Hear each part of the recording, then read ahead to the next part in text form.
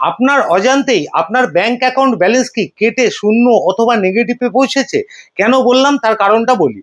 দেখুন, আমরা যখন ব্যাংক অ্যাকাউন্ট ওপেন করতে যাই যে কোনো ব্যাংকে, তখন কিন্তু আমাদের অনেকেই জিজ্ঞেস করি না মিনিমাম ব্যালেন্স মেনটেনেন্স সত্ত্বটা কি, মানে কত টাকা আমাদের অ্যাকাউন্টে সব সময়ের জন্য রাখতে হবে। বিভিন্ন ব্যাংকে কিন্তু বিভিন্ন ধরনের এই মেনটেনেন্সের একটা সত্ত্ব থাকে।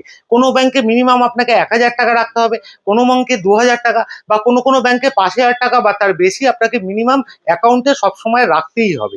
যদি সেটা না হয় তারা কিন্তু একটা পেনাল্টি চার্জ হিসাবে আপনার থেকে চার্জ কেটে নেবে, এবং সেই টাকাটা আপনার সঞ্চিত অর্থ থেকেই কাটা যাবে। ধরুন, আপনার যে ব্যাংকে সেভিংস অ্যাকাউন্ট আছে সেই ব্যাংকের মিনিমাম অ্যাকাউন্ট ব্যালেন্স মেনটেন্যান্সের সত্ত্ব হচ্ছে ১,০০০ টাকা।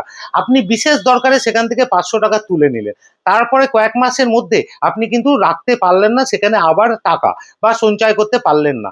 সেক্ষেত্রে কি হবে?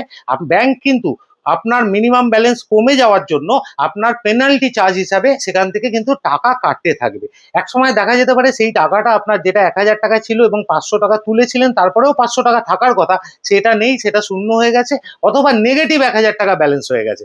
তার মানে আপনি পরবর্তীকালে যদি আবার সেই ব্যাংকে যদি ১,০০০ টাকা ডিপোজিট করেন, আপনার ব্যালেন্স কিন্তু শূন্যই দেখাবে, যেহেতু এটা নেগেটিভ ১,০০০ টাকা ছিল। আমাদের দেশেরই একজন এমপি রাঘব চাড্ডা সংসদে কিন্তু এটা নিয়ে প্রশ্ন তুলেছেন। এমপি রাঘব চাড্ডার এই বক্তব্যের সমর্থনে প্রত্যেকে ভিডিওটা শেয়ার করুন, যাতে একটা জনমত গড়ে উঠতে পারে এবং সরকারও এই বিষয়ের উপর দৃষ্টি আকর্ষণ করতে পারে, যাতে আমাদের কষ্টার্জিত পয়সা বা টাকা যেটা আমরা সঞ্চিত রাখি ব্যাংকে, সেটা মিনিমাম অ্যাকাউন্ট ব্যালেন্সের সত্ত্ব হিসাবে যাতে আমাদের থেকে পেনাল্টি হিসাবে ব্যাংক আর না কেটে নিতে পারে। ধন্যবাদ।